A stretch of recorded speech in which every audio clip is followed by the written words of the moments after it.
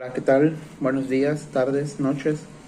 Nosotros somos el equipo integrado por Robin May, Alexander Ascorra, David Zul y Cristian Quijano. En esta ocasión le venimos a traer un recopilatorio de todo lo que hemos visto a lo largo de nuestro semestre. Esperemos que esto sea de su agrado y les apoye, aunque sea un poco, para poder aprender un poco más acerca de estos temas. Bueno, a continuación les hablaré sobre principales teorías acerca del derecho subjetivo. Supuestos jurídicos y consecuencias de derecho. El supuesto jurídico es un hecho abstracto que puede producir un efecto legal con consecuencias. Las consecuencias legales fijadas por una norma dependen de la realización de la hipótesis. El supuesto jurídico se considera un elemento abstracto, puesto que el hecho en sí puede realizarse en la práctica o no, aunque la legislación cree que es factible su concreción. Tesis de Bernardo Wichet. Bernardo describe al derecho subjetivo como un poder o un señorío de voluntad reconocido por el orden jurídico. Por ejemplo, una persona tiene el derecho de exigir el pago de una cantidad que ha prestado, mas no quiere cobrar lo que se le debe. Tesis de Rodolfo Jenring. Derecho que no luchase contra la injusticia. Se negaría a sí mismo según el todo derecho subjetivo en el resultado de un pulso, de una fricción social y que por lo tanto primero es la lucha y después el derecho. Teoría ecléctica.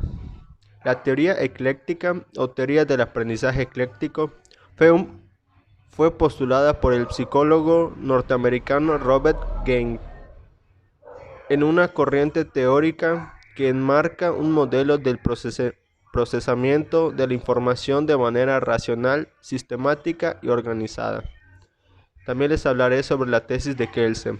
La teoría pura concibe a la norma jurídica como un juicio hipotético que expresa el vínculo específico que se establece entre un hecho condicionante y su consecuencia. Una norma es, entonces, el sentido es un acto con el cual se ordena o permite y, en especial, se autoriza un comportamiento. Les hablaré igual sobre la clasificación de los derechos subjetivos. Derechos subjetivos a la propia conducta y a la conducta ajena. Los derechos subjetivos son las facultades y potestades jurídicas inherentes de las personas por razón de la naturaleza, contrato y otra causa admisible en derecho, un poder reconocido por el ordenamiento jurídico a la persona para que dentro de su ámbito de libertad actúe de la manera que estima más conveniente a fin de satisfacer sus necesidades e intereses junto a una correspondiente protección o tutela en su defensa, aunque siempre delimitando por el interés general de la sociedad. Ejemplo, la conducta propia es hacer, omitir, no hacer lo que yo diga. A la conducta ajena, exigir una conducta positiva, que se haga algo, o negativa, que no se haga algo. Derechos relativos y derechos absolutos. Un derecho relativo cuando la obligación correspondiente incumbe a uno o varios sujetos individualmente determinados. Absoluto cuando el deber correlativo es una obligación universal de respeto. Los derechos relativos valen frente a uno o varias personas determinadas, mientras los absolutos existen frente a todos. Los derechos absolutos se consagran con las constituciones para precisarlos y reafirmarlos. Su existencia, según se sostiene en la teoría política, en superior y en anterior a todo falso constitucional. Su revelación y reconocimiento ha ido ocurriendo a través de la historia y su número se ha ido haciendo más nutrido a medida que las sociedades ya han sido progresando en moralidad y en actividades. Derechos subjetivos privados y públicos. Los derechos subjetivos públicos se basan en la personalidad y no en una cosa en concreto como ocurre en el derecho privado. Se centran en la persona, su origen, son las facultades que la normativa les otorga. Son los derechos subjetivos que tienen un individuo particular. frente a otros individuos particulares y también frente al Estado, en los casos en los que se ejerce como ente de derecho privado. Clasificación kelsiana. La conducta humana, escribe Kelsen, puede hallarse en una triple relación con el orden jurídico, o bien el hombre está sometido a la norma, o bien la produce, es decir, participa en su creación de algún modo, o bien está libre frente a la misma, es decir, no tiene con ella la menor relación. Derecho del obligado y derecho del pretensor. Las personas posibles de un deber jurídico tienen en todo caso el derecho de atacarlo. Por ejemplo, la obligación de cubrir un impuesto condiciona de manera necesaria la existencia de una facultad del contribuyente, la de pagar dicho impuesto. Derechos subjetivos, dependientes e independientes forman el primer grupo. Los que se basan en otro derecho o en deber jurídico del titular integran el segundo. Los no fundados en deber o en otros derechos del mismo sujeto. También les hablaré sobre derecho real y derecho personal. Las principales doctrinas acerca de la distinción entre los derechos reales y derecho personal. Un derecho real es un poder jurídico que ejerce una persona sobre una cosa. Este poder puede ser directo e indirecto, inmediato e inmediato. Puede suponer un aprovechamiento total o parcial, siendo este derecho oponible a terceros. Derechos personales o créditos son los que solamente pueden reclamarse de ciertas personas que por un hecho suyo o sola disposición de la ley han contratado las obligaciones correlativas. Derecho real y derecho personal. De acuerdo con la tesis de la escuela exegética, la escuela de las juristas de Napoleón o escuela de la exegesis, Jean Etienne y Marie Baptiste Porlatis, fue el padre del Code, como se le recuerda en su discurso preliminar del proyecto del Código Civil francés, promulgado por Napoleón en el 2 de marzo de 1804. Teoría morista de la equiparación del derecho personal al real. La doctrina morista de la equiparación del derecho real o un derecho personal correlativo de una obligación universal negativa. El derecho real es una relación entre la persona como sujeto activo y todas las demás como sujetos pasivos. Teoría morista de la equiparación del derecho real a un derecho personal correlativo de una obligación universal negativa. Todo derecho privado subjetivo de una facultad correlativa y las obligaciones personales. Niega enfáticamente la posibilidad de que entre una persona y una cosa haya relaciones de carácter jurídico. Cualquier acto que impida o estorbe al derecho ambiente, al ejercicio de las facultades de que dispone el derecho real es correlativo a una obligación negativa universal. La relación jurídica entre el titular y las demás personas pasa inadvertida. Tesis de Ortolan. El citado jurista resume así las diferencias entre las dos clases de facultades. Todo derecho, en definitiva, si se quiere llegar hasta el fondo de las cosas, se resume en la facultad que tiene el sujeto activo de exigir del pasivo alguna cosa. Derecho de libertad. Principales acepciones de la palabra libertad.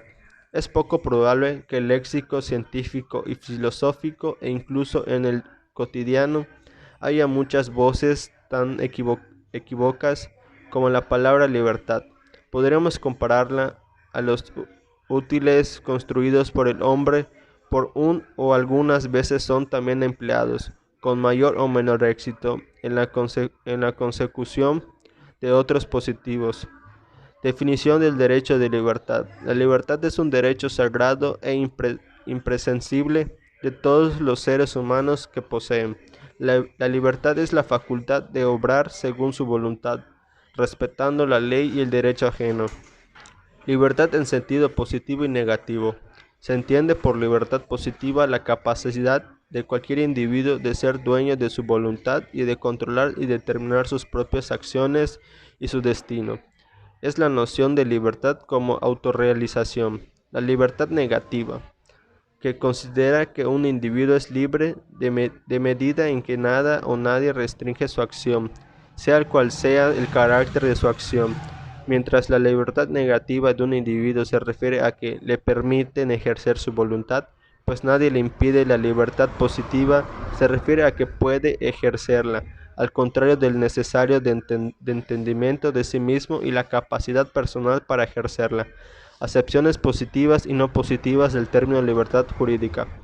Libertad negativa: cuanto más ausencia de coacción de la vida privada del individuo, más libre es. Libertad positiva: de la capacidad que tiene cada individuo a tener el control sobre su propia vida. Mi tema es clasificación de las normas jurídicas. Sus principales criterios de la clasificación son el punto de vista del sistema al que pertenece, el punto de vista de sus fuentes, el punto de vista de su ámbito espacial de validez, el punto de vista de su ámbito temporal de validez, el punto de vista de su ámbito material de validez, el punto de vista de su ámbito personal de validez y el punto de vista de su jerarquía. En el sistema al que pertenece se puede tomar con toda norma de derecho que forma parte de un sistema y se clasifica en normas de derecho público, que son aquellos que regulan las relaciones de los súbditos y con el Estado, derecho constitucional, administrativo, el penal y procesal internacional, que es el público, y tributario. Normas de derecho privado se pueden encontrar aquellas que regulan las relaciones entre particulares, derecho civil, mercantil. Por su fuente se puede encontrar de acuerdo de cómo emergen las reglas jurídicas. Estos tienen la posibilidad de ser escritas, que son leyes o normas, y son una regla de desarrollo por los órganos facultados por eso. Se encuentran las no escritas, que además denominadas consuetudinarias, ya pues proviene de la costumbre, o sea de la repetición más o menos reiterada de determinada conducta que alcanza el carácter de obligatoriedad. En las jurisprudenciales son las reglas que provienen de la actividad de ciertos tribunales, que al producir son soluciones un definido número de veces que las generan. En ámbito espacial, temporal, material y personal de validez, pues en el espacial ese criterio de categorización toma presente el espacio o territorio, dentro del cual va a ser sensibles de ser aplicadas. Las reglas tienen la posibilidad de ser, en general, que son federales y municipales. En temporal está el criterio toma presente el transcurso de tiempo a lo largo del cual la regla tiene la ayuda del poder público y puede aplicarse válidamente a partir de ese criterio. Tiene la posibilidad de ser vigencia determinada y de vigencia indeterminada.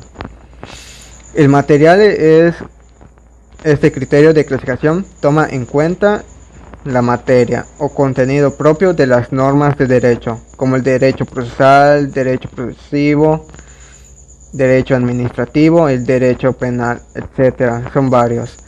En personal de validez son generales o abstractas. Son aquellas que se dirigen y que obligan a un número indeterminado de personas.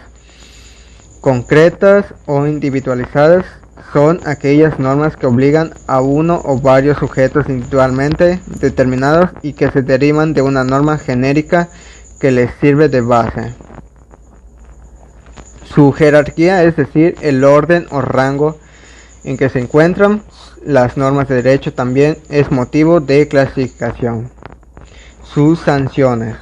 Desde el punto de vista del castigo que se impone al infractor de la norma, se distinguen 4 categorías, las cuales las leyes son perfectas, las leyes más perfectas, las leyes que perfectas, más que perfectas, y leyes menos que perfectas, y leyes imperfectas. Su cualidad. De acuerdo a este criterio, las normas jurídicas pueden ser positivas o permisivas, pues son las que permiten ciertas conductas, que es acción u omisión. Negativas y prohibitivas son las que prohíben determinado comportamiento, que también puede ser de acción, de omisión. Sus relaciones de complementación por este criterio son las normas que pueden ser primarias, cuando tienen sentido o existencia plena por sí misma, o sea, que no necesita de otra para lograr la finalidad que se propone la norma. Y están las secundarias, que cuando solo tienen sentido si se le relaciona con una norma primaria o la cual complementa. Sus relaciones con la voluntad de los particulares se distinguen tomando en cuenta este criterio dos especies: las taxativas, que son aquellas normas que obligan a los particulares independientemente de su voluntad irrenunciable, y dispositivas, que son aquellas normas que pueden dejar aplicarse por voluntad expresa de las partes, que es renuncia a una situación jurídica concreta. Segundo tema que me tocó es de filosofía jurídica y teoría general del derecho, las cuales es clasificación de las disciplinas jurídicas que se estudia el derecho, y suelen dividirse en dos grupos, los cuales son fundamentales, que es la filosofía del derecho, y jurisprudencial técnica. Auxiliares, que es la historia de derecho, derecho comparado, y sociología jurídica filosófica de derecho, y filosofía general. En ciencia y filosofía se puede encontrar que ciencia es el conocimiento exacto y razonado de ciertas cosas, y filosofía es el problema de lo absoluto y el absoluto problema. La diferencia consiste en que el primero es puramente explicativo, en tanto que la segunda es además normativa. Sus ramas de la filosofía de clasificación de las disciplinas que integra la filosofía es de acuerdo con Hodin, que son las cuestiones filosóficas fundamentales, son 4: el problema del conocimiento, la existencia, la estimación de valores y el problema de la conciencia. En los temas de la filosofía del derecho son los temas capitales: determinación del concepto del derecho y valores de que el orden jurídico positivo debe realizar.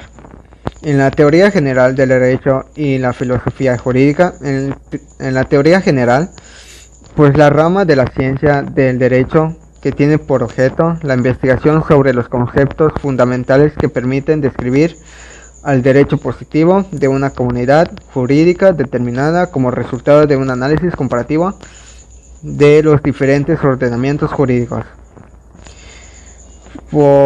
El siguiente tema es el derecho público y derecho privado, los cuales está la distinción entre derecho público y derecho privado. Es una norma que se considera de derecho público cuando regula una relación jurídica en la que se interviene un sujeto investido de potestad pública, como es el caso del Estado, mientras que se considera de derecho privado cuando regula relaciones entre sujetos particulares.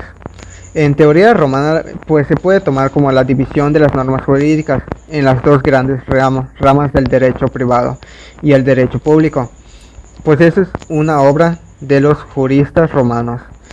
En teoría de la naturaleza de la relación, la doctrina más generalmente aceptada consiste en sostener que el criterio diferencial entre los derechos privados y públicos no se deben de buscarse en la índole de los intereses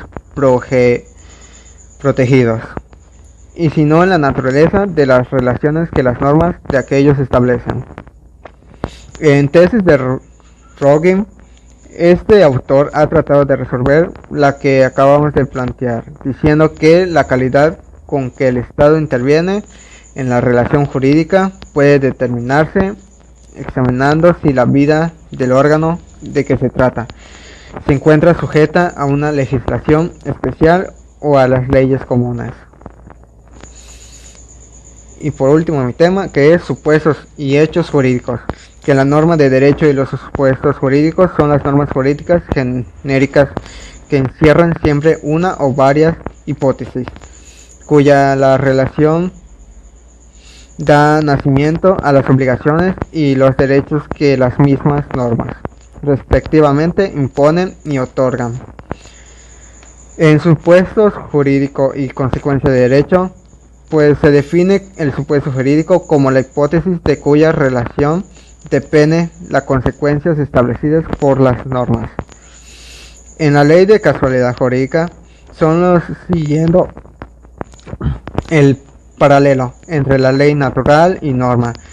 Frick-Scher habla de la ley de casualidad jurídica, pues puede expresarse así: no hay consecuencia jurídica sin supuesto derecho, o en otra forma, toda consecuencia jurídica se halla condicionada por determinados supuestos. En supuestos jurídicos simples y complejos, pues los supuestos jurídicos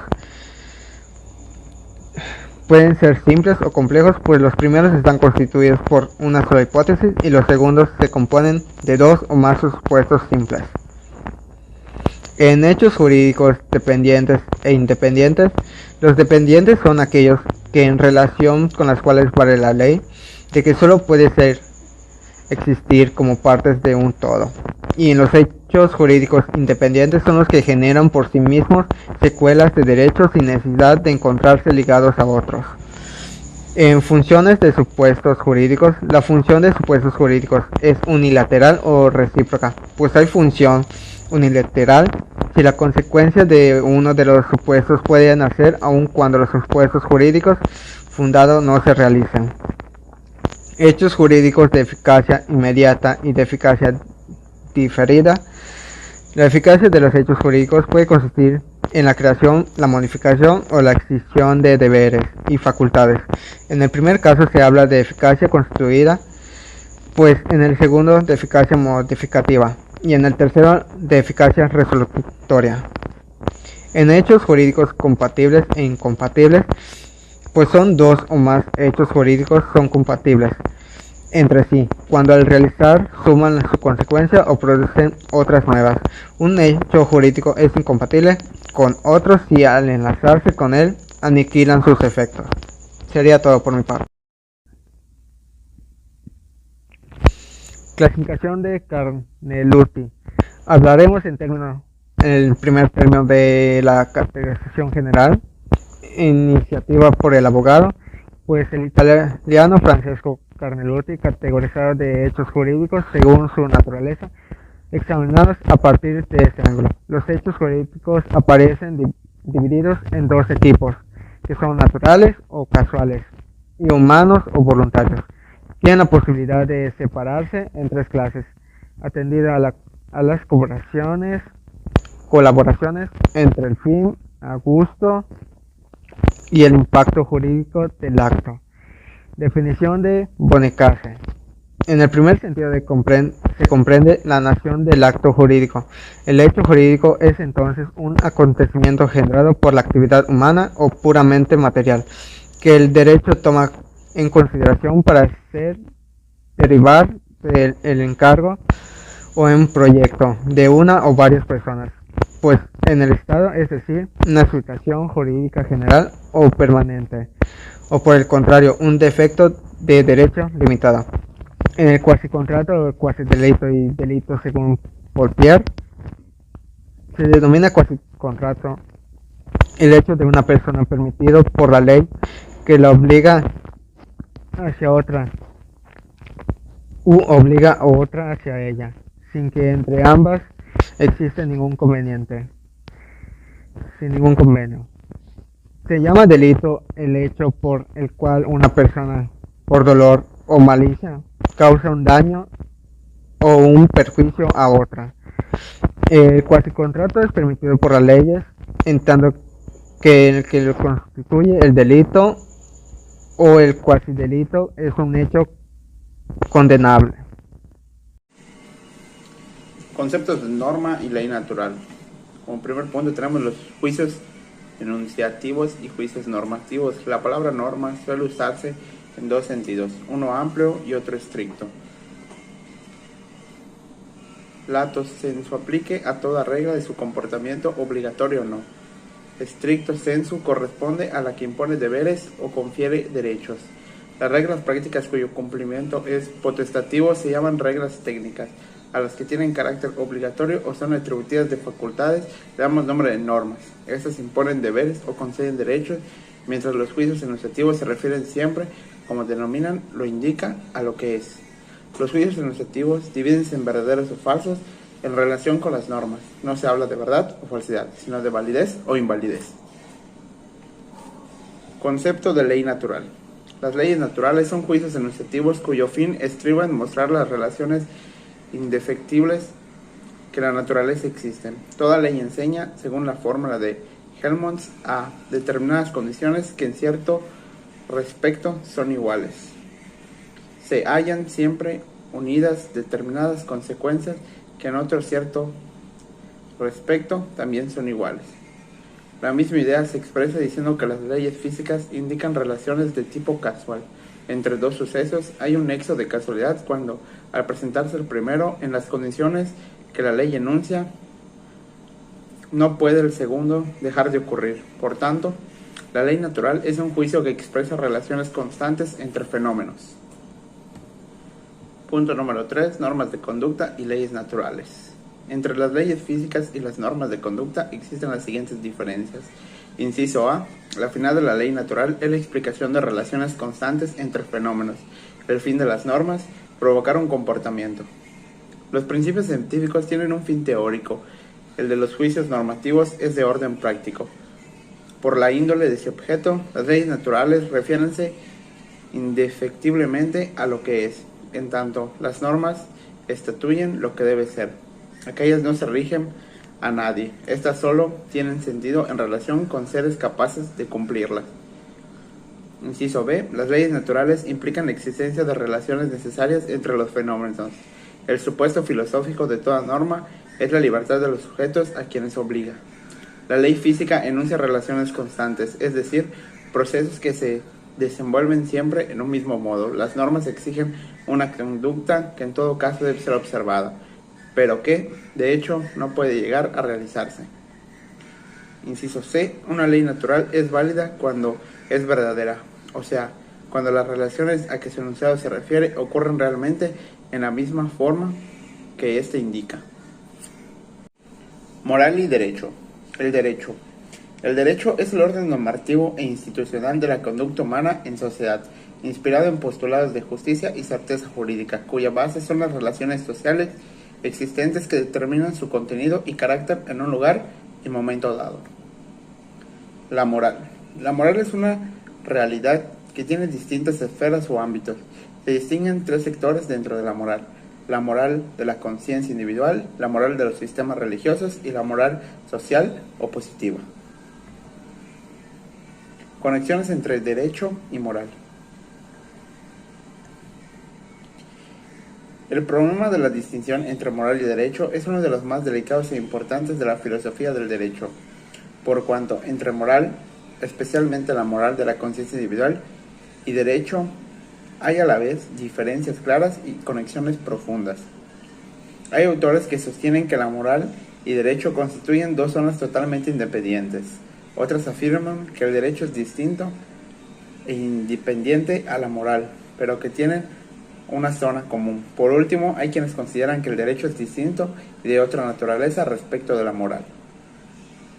En efecto, entre moral y derecho no existe una separación absoluta, delimitadas por líneas bien definidas, sino, por el contrario, relaciones muy estrechas y necesarias.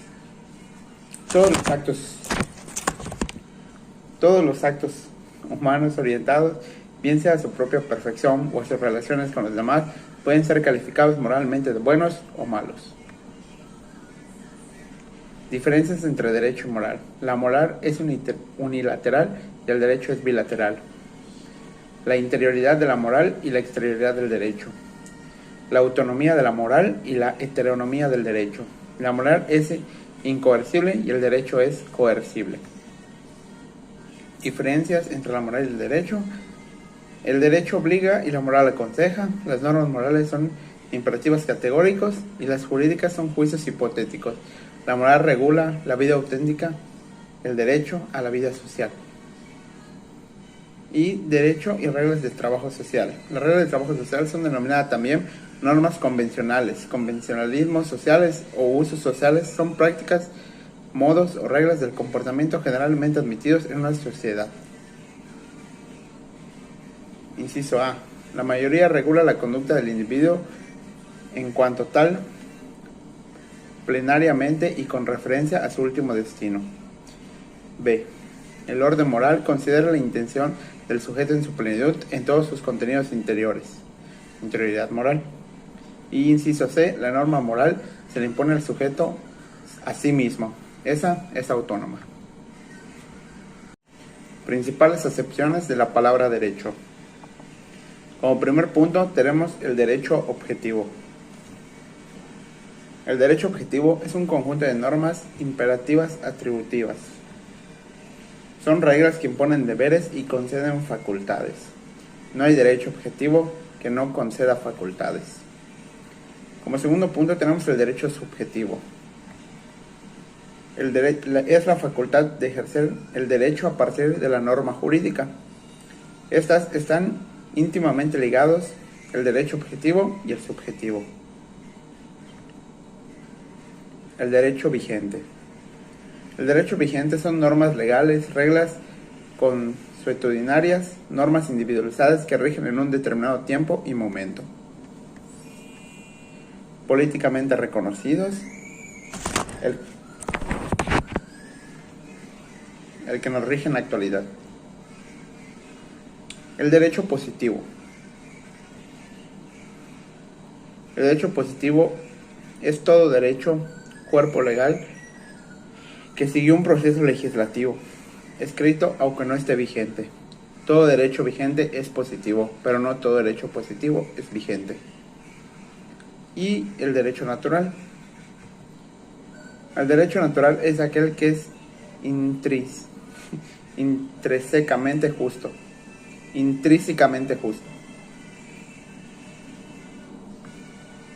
El derecho natural es aquel que es intrínsecamente justo. Vale por sí mismo y proviene de la naturaleza. El derecho positivo es producto convencional. El derecho natural es una regulación justa basada en principios universales y eternos. Debe ser inspiración para resolver situaciones. De la generalidad partimos hacia una particularidad sin ir en contra de la esencia del derecho natural. A continuación hablaremos sobre las fuentes formales del orden jurídico. Noción de fuente de derecho. En la terminología jurídica la palabra fuente tiene tres acepciones que es necesario distinguir con cuidado. Se habla en efecto de fuentes formales, reales e históricas. Fuente formal. Son procesos de creación de las normas jurídicas. Fuentes reales. Entendemos por fuentes reales los factores y elementos que determinan el contenido de tales normas. Fuente histórica. Por último, aplícase a los documentos, inscripciones, libros, etc., que encierran en el texto al conjunto de leyes. Fuentes formales. Cada fuente formal está constituida por diversas etapas que se suceden en cierto orden y deben realizar determinados supuestos. En la opinión más generalizada, las fuentes formales del derecho son la legislación, la costumbre y la jurisprudencia. Legislación. En los países de derecho escrito, la legislación es la más rica e importante de las fuentes formales. Las fuentes formales del orden jurídico. Fuente real o material, fuente histórica, fuente formal, legislación, costumbre, jurisprudencia y doctrina. Costumbre. Uso implantado de manera prolongada en una colectividad y considerado por los individuos como jurídicamente obligatorio.